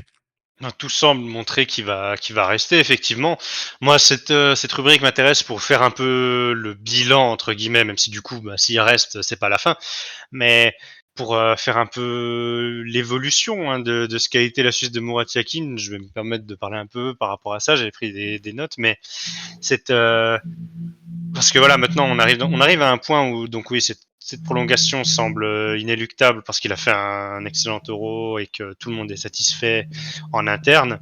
C'est quand même intéressant de voir d'où on vient parce que c'est vrai que c'est un Euro, moi, un très bon Euro que je n'attendais absolument pas. J'avoue avoir pleinement rejoint le camp de ceux qui ne croyaient plus du tout en Yakin avant l'Euro. Mais un manque de confiance d'autant plus marqué que j'ai longtemps été modéré moi à son sujet, plus que beaucoup de gens je pense, avec qui je pouvais échanger match après match, par exemple sur Twitter. Je me souviens dans cette période Coupe du Monde notamment, où même si j'étais frustré de l'élimination honteuse contre le Portugal, qui était l'œuvre de ces improvisations avec le fameux 3-5-2. Donc voilà, à ce moment-là, pas de souci. Ce match, il est en grande partie pour lui. Mais cette évidente erreur, c'était un peu le début des fortes contestations du coach en remettant un peu presque en cause toute la bonne phase de groupe et la deuxième moitié des qualifs qui étaient réussis, parce qu'il arrivait après au bout du peut-être la J5 en phase de qualif, je sais plus exactement, ou la J4. Là-dessus, j'étais un peu moins d'accord à cette époque, parce que qu'on le veuille ou non, même s'il surfait, il avait probablement surfé sur une vague positive en arrivant, son bilan était quand même bon, et à ce moment-là, j'avais pas grand-chose à dire, si ce n'est que voilà, il y a eu cette déception de son match manqué en Coupe du Monde. mais j'étais quand même beaucoup plus modéré que les sceptiques malgré cela, parce que quand les anti-Yakin d'alors en 2022, post-Coupe du Monde, n'avaient que deux. En fait, quand tu discutais avec des gens qui voulaient absolument qu'ils partent, il y avait que deux alternatives en bouche et des profils absolument pas réalistes. C'était Lucien Favre qui avait déjà dit un paquet de fois qu'il prendra jamais la sélection, et un Urs Fischer qui était à ce moment-là solidement ancré à l'Union de Berlin. Donc dans ce contexte-là, moi quand je parlais de la Suisse de Yakin, il n'y avait aucun souci à pointer du doigt ses défauts en parlant de tactique, de certains jeunes et qu'il a mis du temps à intégrer, de son chouchou Stephen qui nous a tous beaucoup fait réagir maintes et maintes fois. Mais quand tu veux virer Yakin en 2022 et que tu me parles de Favre et Urs Fischer en alternative, je suis désolé, mais je peux pas non plus prendre au sérieux ce discours à ce moment-là. Donc, c'est vrai que j'ai longtemps eu cette position de supporter pas pleinement satisfait, mais en même temps plutôt modéré. Surtout que les potentiels remplaçants à Yakin n'étaient pas franchement simples à identifier. Mais là où les très très gros soucis ont commencé, c'est quand même, voilà, on en a parlé, hein, c'est qualif d'Euro avec ses 2 bons premiers matchs. Puis ensuite, c'est quand même vraiment devenu le cirque, mais sur des éléments frappants et clairement qu'on peut aussi beaucoup imputer au coach. Hein. C'était devenu une équipe incapable de déséquilibrer les blocs bas, avec plein de choix douteux qui s'enchaînaient, avec l'exemple absurde de, comme je disais, de cette confiance aveugle sur Stephen, un temps précieux perdu à ne pas laisser la chance à certains jeunes dans un groupe où tu es sûr de passer, notamment Ndoye qui a aussi mis un petit moment à être intégré et au début dans une position qui lui convenait pas.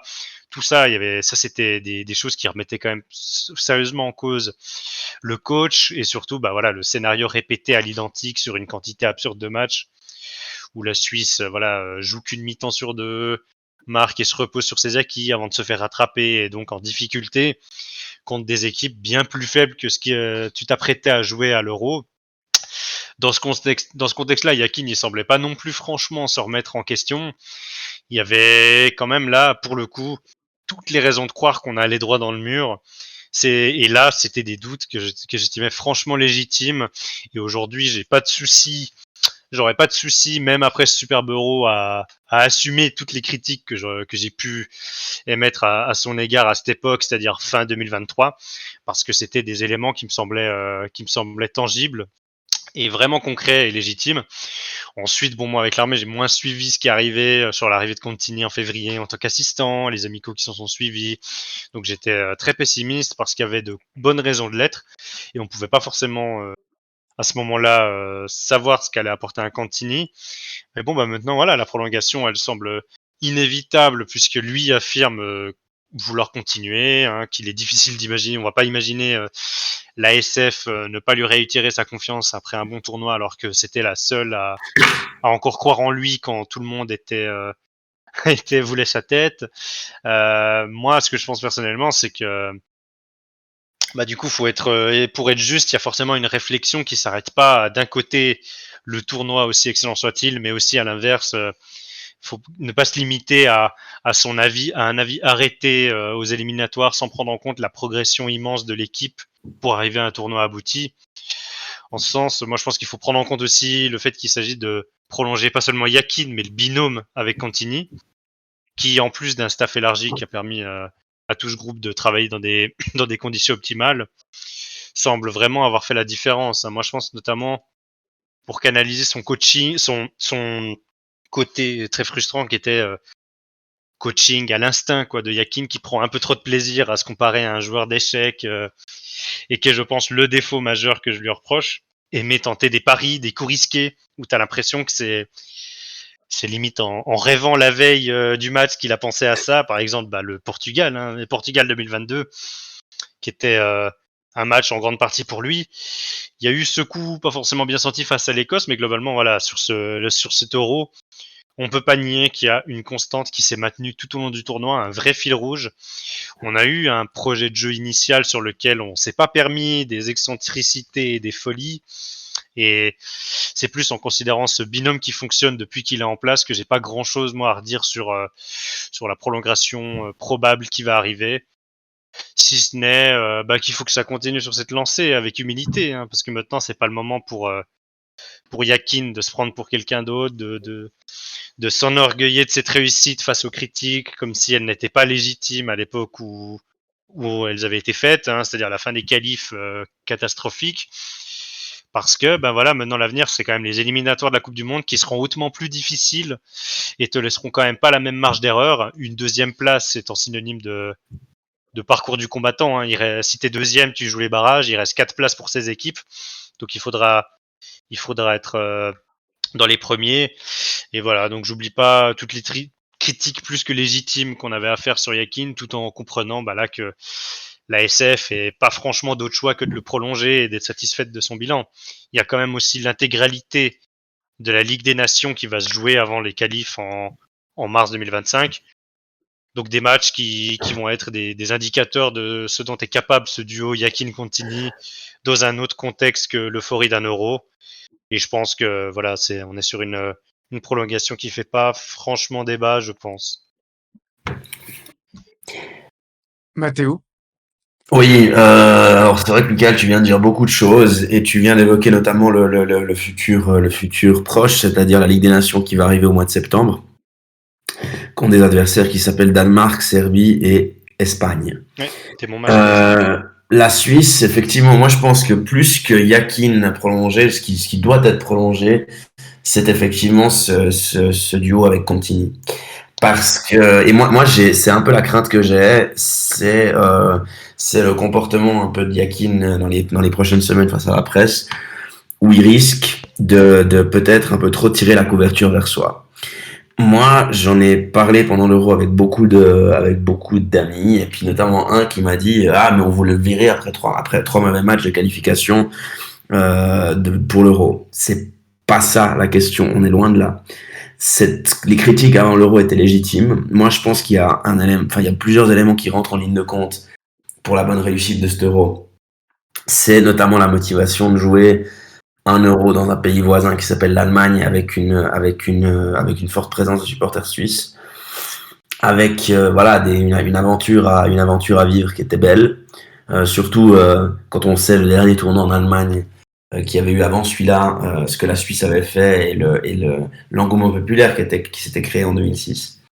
Moi, j'ai déjà une assez grosse crainte de savoir quelles seront les équipes qui nous seront opposées en qualification. Parce qu'une fois que tu as dit qu'il faut arriver premier pour s'éviter des problèmes, on ne sait pas encore quelle est la potentielle équipe chapeau 1 ou chapeau 2 qu'on va rencontrer. Il y a beaucoup d'interrogations, je pense, dans les mois qui vont suivre quant au futur de cette équipe. Yakin doit certainement être prolongé sur la base de cet Euro.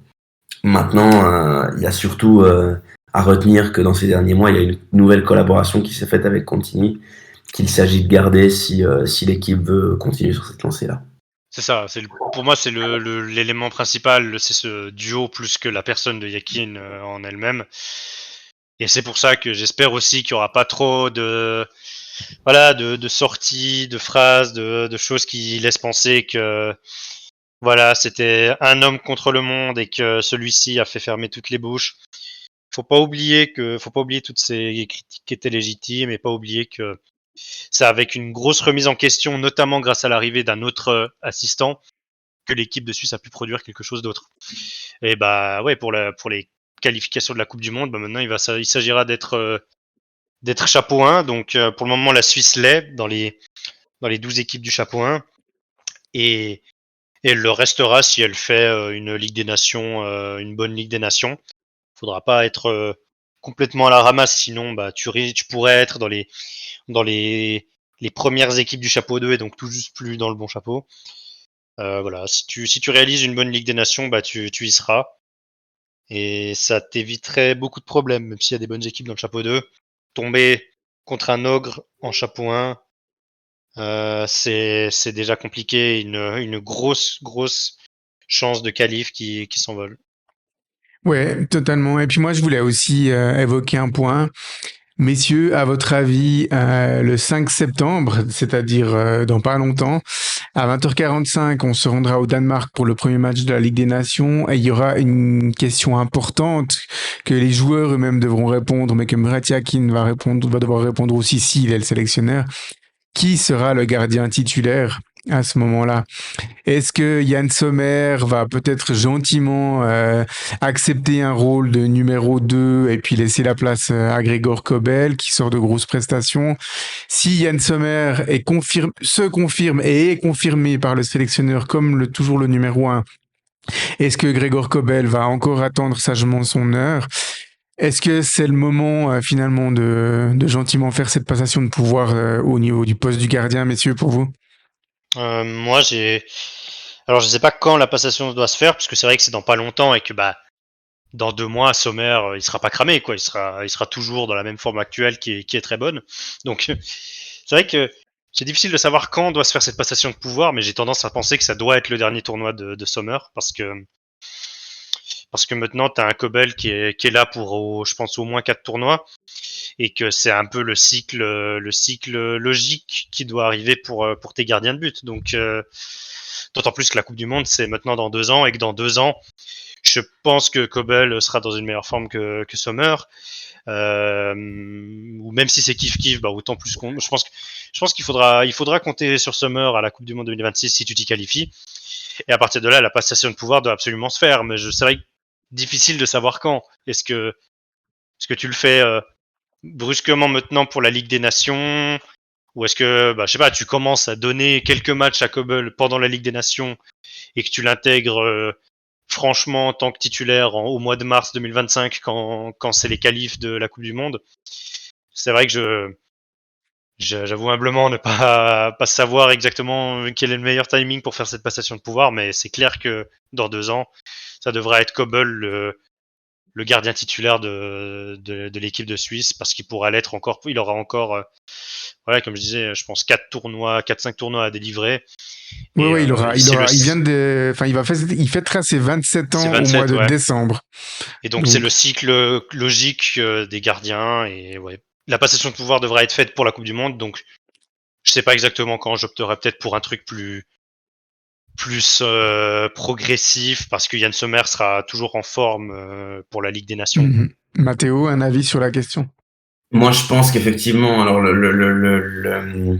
Ligue des Nations doit être aussi, enfin, doit bien se passer pour la Suisse si elle veut avoir affaire à un groupe qui est pas trop compliqué pour se qualifier pour la Coupe du Monde. Et d'un autre côté, c'est quand même des matchs qui sont centraux pour justement faire ce genre de passation de pouvoir là.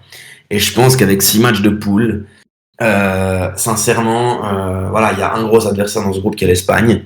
Maintenant, il y a une adversité qui est pour moi correcte pour justement faire en sorte que Kobel prenne de plus en plus de temps de jeu déjà pendant la Ligue des Nations cet automne pour moi. Gregor Sachant Kobel que qui a quand même exprimé un peu d'impatience. Hein. Il a, à tort ou à raison, hein, estimé qu'il avait peut-être plus de chances d'être titulaire que Yann Sommer. Il sortait d'une grosse saison. Enfin, nos deux gardiens finalement sortaient d'une grosse saison. ouais, Et puis voilà, moi, la question c'est plus par rapport au niveau de jeu, c'est en fait mentalement où en est Grégor Kobel. Est-ce qu'il acceptera encore d'être numéro 2 pendant une saison ou pas, ou est-ce qu'il va claquer la porte? Bon, hein, dans ce sens-là, ouais, à ce poste-là, on est quand même bien fourni. Hein. Il y a Yvon Vogo, il y a Jonas Omlin qui sont prêts aussi à prendre la relève le cas échéant. Mais voilà, j'ai l'impression que la patience de Grégor Kobel est un peu arrivée à son terme et puis qu'il rêve de prendre cette place de numéro 1. Et puis c'est aussi légitime par rapport à Yann Sommer qui arrive sur ses 30, ouais, il a eu 36 ans, hein, Yann Sommer. Donc, donc voilà, ça sera aussi une question intéressante à répondre pour le mais sélectionneur, aussi pour les joueurs. Il est fort probable que Sommer de lui-même se dise, bon bah voilà, j'accepte d'être sélectionné, mais je viens en tant que numéro 2, Grégor, c'est ton moment. Mais on Et peut, pour Gregor Kobel, on peut comprendre l'impatience. Après, c'est sûr que mhm, sur cet Euro, c'était pas le timing, c'était pas le moment non, de sortir Sommer de cette. Enfin, il est en place avec ses joueurs, il a tous ses repères.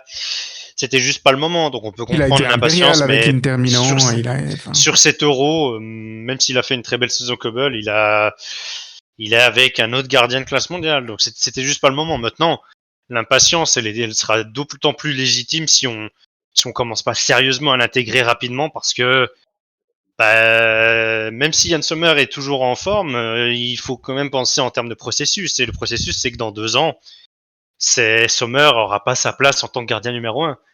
Donc, ouais, l'impatience, elle va devenir de plus en plus légitime à mesure que tu l'intègres pas.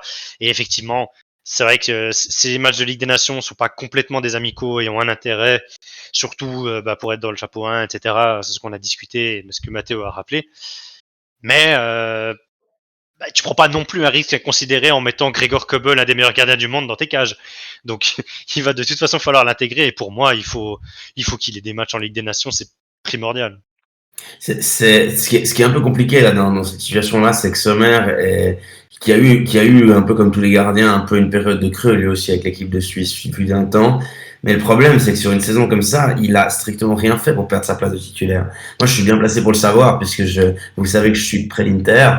Sincèrement, alors il avait cette saison une défense aussi qui joue depuis des années ensemble, ce qui l'a aidé dans ses clean sheets. Mais il a aussi montré à très haut niveau et encore en Ligue des Champions que c'était déjà avec l'Inter et puis ensuite à l'Euro avec la Suisse, que malgré ses 36 ans, il avait totalement sa place. Et le problème, c'est qu'avec un tel niveau, le seul qui peut pour moi faire un pas de côté pour que Kobel justement prenne un peu plus de place, c'est Sommer lui-même. C'est-à-dire que c'est impossible pour un entraîneur de gardien aujourd'hui de dire du jour au lendemain Kobel devient le numéro 1 avec le niveau que monte Sommer. Je pense que ça doit plus venir de lui. Et de dire voilà, avant que ce soit la compétition de trop, je me retire en sachant que l'avenir de la Suisse est assuré avec Kobel. Et comme tu l'as dit avant, Mika, j'accepte de venir en tant que numéro 2. Mais gentiment, mais je me retire. Je pense que c'est le seul scénario possible pour moi. C'est sûr, mais justement, de toute façon, ces performances font que c'était inconcevable de pas le mettre dans cet Euro. C'était pas du tout le timing, parce que tu as toujours un gardien qui est en grande forme. C'est vrai que ça va peut-être devoir passer par lui. Je sais pas, à moins qu'un choix fort soit pris dans le staff, parce que encore une fois, c'est même plus une question de perdre sa place à cause des performances. C'est une question de processus qui doit t'amener, si tu réussis ta phase de qualif, à la Coupe du Monde. On est déjà en préparation de la Coupe du Monde là avec cette Ligue des Nations de septembre. Totalement. Voilà, messieurs, on va gentiment rester là pour cet épisode de bilan. Voilà, c'était très plaisant de parler une fois toujours de football, bien évidemment, mais d'autres choses que Neuchâtel Xamax, d'autant plus qu'on s'attendait à devoir faire très rapidement cet épisode de bilan de la Suisse, puisqu'on n'était pas très optimiste avant le tournoi, mais on a vraiment pris beaucoup de plaisir à voir évoluer cette équipe. Elle nous a fait plaisir. On espère qu'elle s'est aussi fait plaisir à jouer, et puis que finalement cet Euro soit fondateur pour la Suisse, pour ce groupe, parce que il y a des joueurs qui sont dans leur dernier ou avant-dernier tournoi avec la Suisse, mais on a beaucoup de joueurs qui sont, comme tu le disais, Michael, pour Kobel, sur un cycle de 3-4 tournois, donc qui sont le futur vraiment de cette équipe, et on espère qu'ils arriveront à porter toute cette énergie amenée par ce qu'on appelle couramment notre génération dorée, hein, les Shaqiri, Xhaka, Rodriguez, Sommer, ce sont je dirais les quatre derniers joueurs de cette génération dorée qui nous a donné tant et tant de satisfaction sur ces dernières années. Donc voilà, on espère que la passation de pouvoir aura bien lieu et puis que la Suisse va continuer à rester une nation forte du foot, ce qui est d'autant plus remarquable vu la taille de notre pays. Donc voilà. On espère que ce petit épisode hors série vous aura plu. Et puis voilà, messieurs, on se réjouit de vous, mesdames, messieurs, pardon, on se réjouit de vous retrouver à la rentrée pour reparler de Neuchâtel Xamax, ou peut-être avant, qui sait, mon petit doigt m'a dit qu'il y aura peut-être quelque chose avant. Et puis, Michael et Mathéo, merci à vous pour votre participation à cet épisode hors série sur la Suisse. Et puis, bonne suite de vacances à vous. Et puis, on se retrouve à la rentrée, du coup, pour la suite des aventures d'Examcast. Et on peut pleinement fermer le chapitre équipe nationale et passer définitivement à la préparation de Xamax qui suit son cours. Hein. N'hésitez pas à aller voir les matchs, ils sont ouverts au public à la Maladière. Et voilà, on a hâte de reprendre la saison. Tout à fait. Messieurs, bonne soirée, à la prochaine. Bye bye. Ciao.